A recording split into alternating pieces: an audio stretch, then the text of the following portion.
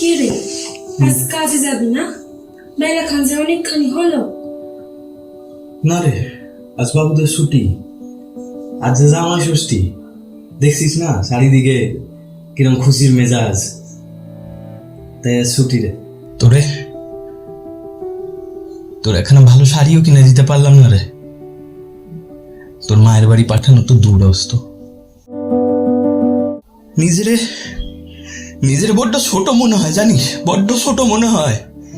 কেমন তোর স্বামী আমি, যে তোকে একটু সুখও দিতে পারলাম না।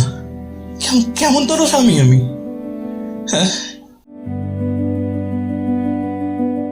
ধর পাগল, জামাই ষষ্ঠী কিছু তো লুতান শাড়ি আর ইলিশ মাছে হয় নাকি? তাহলে মা যখন বেঁচে ছিল বলতো ষষ্ঠী মানে হলো মঙ্গল কামনা করা, আর আমি তো রোজই তোর জন্য ভগবানের কাছে মঙ্গল কামনা করি।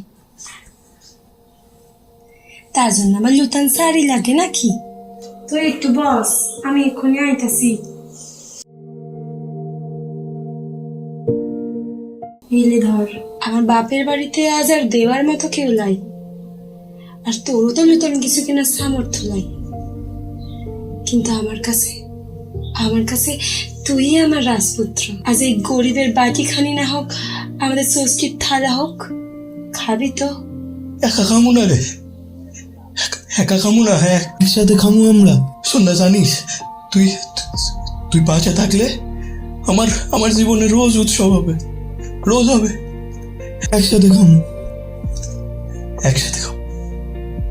হ্যাঁ রে, আমরা একসাথেই থাকবো।